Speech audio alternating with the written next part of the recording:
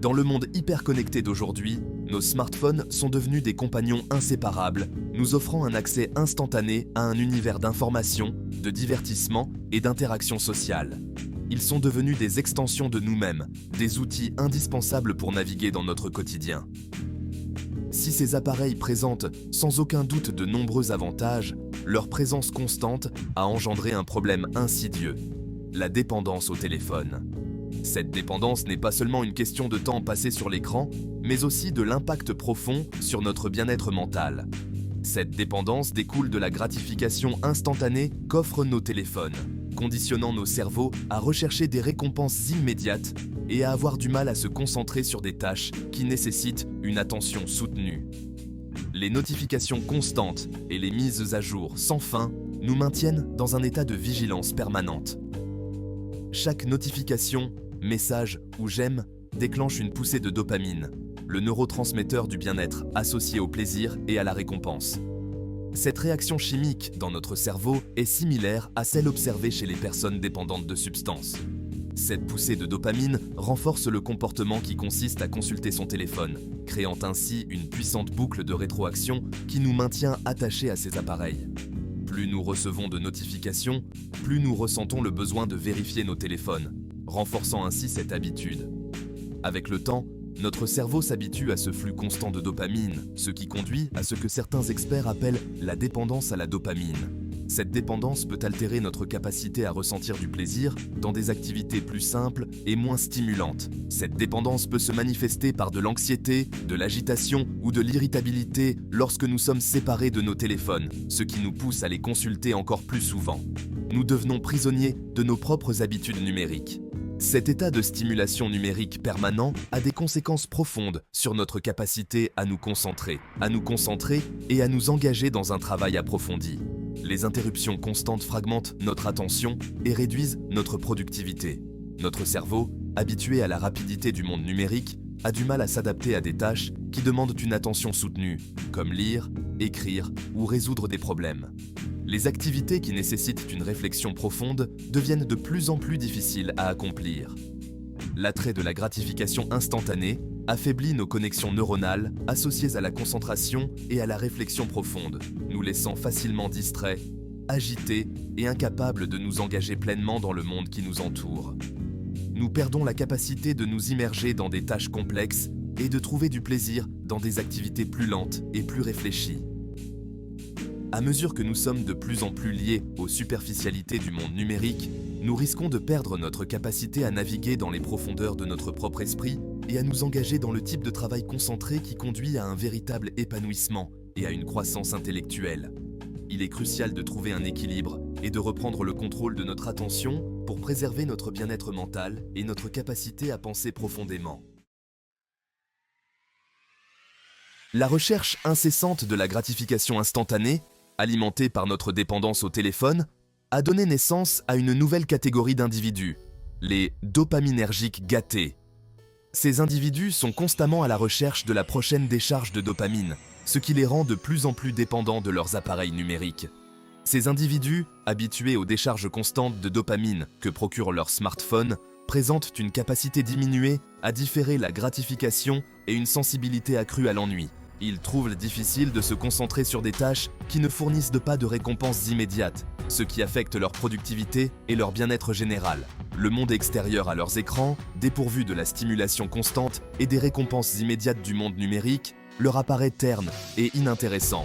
Ils ont du mal à apprécier les moments de calme et de réflexion, car ils sont toujours en quête de la prochaine dose de dopamine. Cette dépendance à la dopamine a des conséquences profondes sur notre capacité à nous concentrer, à apprendre et à nous épanouir dans un monde qui exige une attention soutenue. Les étudiants, par exemple, peuvent en trouver difficile de se concentrer sur leurs études, tandis que les professionnels peuvent avoir du mal à accomplir leurs tâches au travail.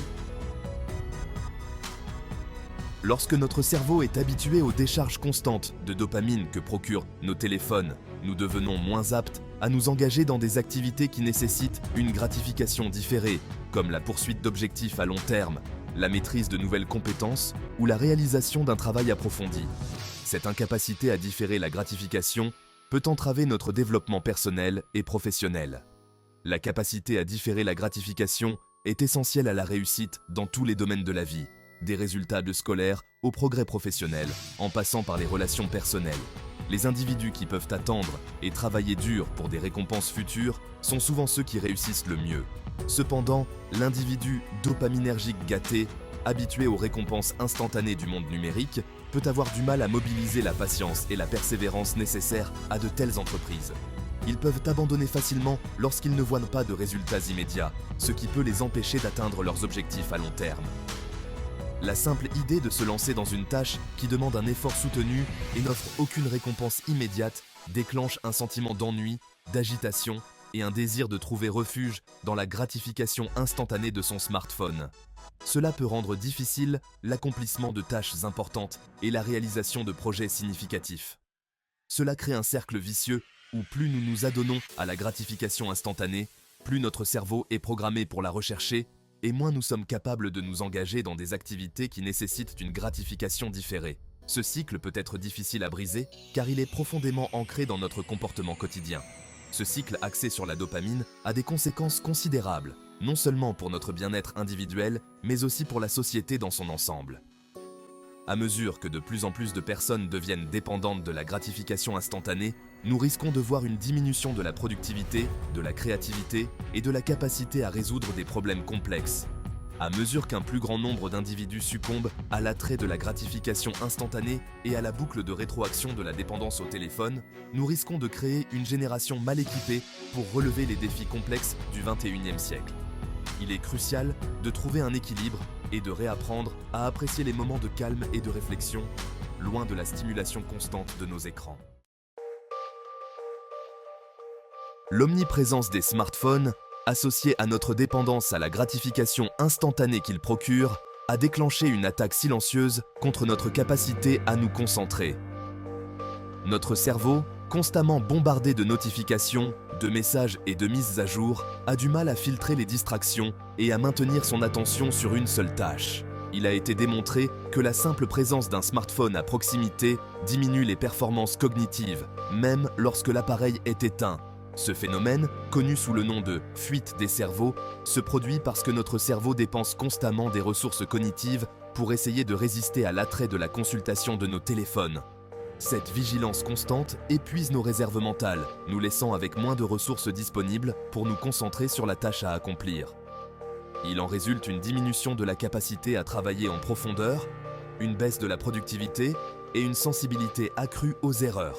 En outre, les distractions constantes du monde numérique ont reprogrammé notre cerveau pour qu'il recherche la nouveauté et la stimulation.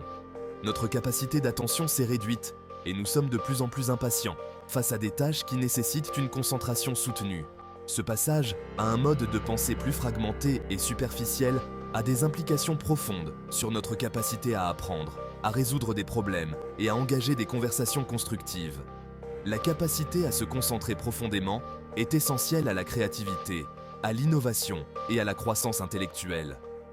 Lorsque nous nous laissons distraire en permanence par nos téléphones, nous perdons l'occasion de nous engager pleinement dans notre travail, nos relations et le monde qui nous entoure. L'essor de la dépendance au téléphone a inauguré une nouvelle ère de consommation numérique qui privilégie la rapidité, la brièveté et l'immédiateté à la profondeur, à la complexité et à la nuance. Cette ère numérique a transformé notre manière de consommer l'information, nous poussant à rechercher des gratifications instantanées. Ce changement a eu un impact particulièrement dévastateur sur notre rapport à la lecture, pierre angulaire de la croissance intellectuelle et de l'esprit critique. Les livres, autrefois nos compagnons fidèles, sont maintenant souvent relégués au second plan. La lecture profonde et immersive, autrefois courante, a cédé la place à une forme de consommation de l'information plus fragmentée et superficielle, caractérisée par le survol, le défilement et le multitâche. Nous sommes devenus des consommateurs d'informations rapides, souvent sans prendre le temps de vraiment comprendre ce que nous lisons. Caractérisés par le survol, le défilement et le multitâche. Cette manière de lire affecte notre capacité à nous concentrer sur une seule tâche à la fois. Ce glissement vers une lecture superficielle a de profondes conséquences sur nos capacités cognitives. Nous perdons la capacité de nous immerger dans des textes complexes et de réfléchir profondément à leur contenu. La lecture profonde, celle qui exige une attention soutenue, et un engagement critique avec le texte renforcent les connexions neuronales, enrichit le vocabulaire et améliore notre capacité à penser de manière critique et empathique. Elle nous permet de développer une compréhension plus nuancée et plus riche du monde qui nous entoure, et améliore notre capacité à penser de manière critique et empathique. En nous engageant profondément avec un texte, nous apprenons à voir les choses sous différents angles. En revanche, la lecture superficielle, qui met l'accent sur la rapidité et l'efficacité, contourne ses avantages cognitifs, nous laissant avec une compréhension fragmentée du sujet et une capacité de réflexion approfondie diminuée. Nous devenons des lecteurs passifs, incapables de retenir et d'analyser l'information de manière efficace, nous laissant avec une compréhension fragmentée du sujet et une capacité de réflexion approfondie diminuée. Cette superficialité nous empêche de vraiment saisir les nuances et les détails importants, et une capacité de réflexion approfondie diminuée. De plus, les distractions constantes du monde numérique font qu'il est de plus en plus difficile de trouver le temps et l'espace mental nécessaires à une lecture approfondie. De plus, les distractions constantes du monde numérique font qu'il est de plus en plus difficile de trouver le temps et l'espace mental nécessaires à une lecture approfondie. Les notifications incessantes et les tentations de nos téléphones nous détournent constamment de nos livres. Le simple fait de prendre un livre exige désormais un effort conscient pour résister à l'attrait de nos téléphones, un effort que beaucoup d'entre nous, habitués à la gratification instantanée du monde numérique, ont du mal à fournir. Nous devons réapprendre à apprécier le silence et la concentration qu'exige la lecture. Un effort que beaucoup d'entre nous, habitués à la gratification instantanée du monde numérique, ont du mal à fournir. Cette lutte constante contre les distractions numériques est devenue une bataille quotidienne, ont du mal à fournir. À mesure que nos habitudes de lecture déclinent, il en va de même de notre capacité à appréhender des idées complexes, à comprendre des points de vue différents et à nous forger nos propres opinions éclairées.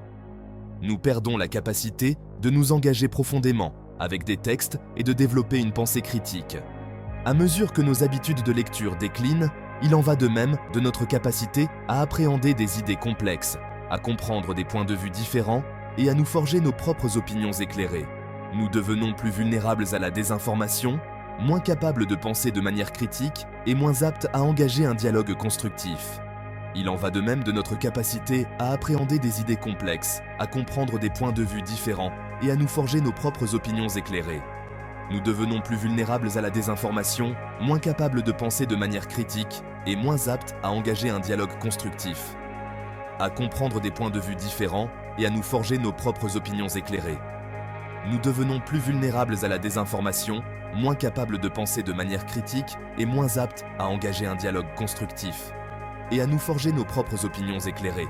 Nous devenons plus vulnérables à la désinformation, moins capables de penser de manière critique et moins aptes à engager un dialogue constructif. La lecture profonde nous permet de développer une compréhension plus nuancée et plus riche du monde qui nous entoure.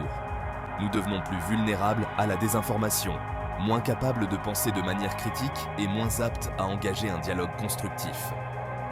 Le déclin de la lecture profonde n'est pas simplement une question de préférence personnelle. Il s'agit d'une crise sociétale qui menace de saper les fondements mêmes de l'esprit critique et d'une citoyenneté éclairée, moins capable de penser de manière critique et moins apte à engager un dialogue constructif. Le déclin de la lecture profonde n'est pas simplement une question de préférence personnelle. Il s'agit d'une crise sociétale qui menace de saper les fondements mêmes de l'esprit critique et d'une citoyenneté éclairée, et moins apte à engager un dialogue constructif. Le déclin de la lecture profonde n'est pas simplement une question de préférence personnelle. Il s'agit d'une crise sociétale qui menace de saper les fondements mêmes de l'esprit critique et d'une citoyenneté éclairée. Nous devons prendre conscience de cette menace et agir pour préserver notre capacité à lire profondément et à penser de manière critique. Le déclin de la lecture profonde n'est pas simplement une question de préférence personnelle. Il s'agit d'une crise sociétale qui menace de saper les fondements mêmes de l'esprit critique et d'une citoyenneté éclairée. Nous devons prendre conscience de cette menace et agir pour préserver notre capacité à lire profondément et à penser de manière critique. Il s'agit d'une crise sociétale qui menace de saper les fondements mêmes de l'esprit critique et d'une citoyenneté éclairée. Nous devons prendre conscience de cette menace et agir pour préserver notre capacité à lire profondément et à penser de manière critique. En redécouvrant la joie de la lecture profonde, nous pouvons renforcer notre esprit critique et notre capacité à comprendre le monde de manière plus complète et plus nuancée.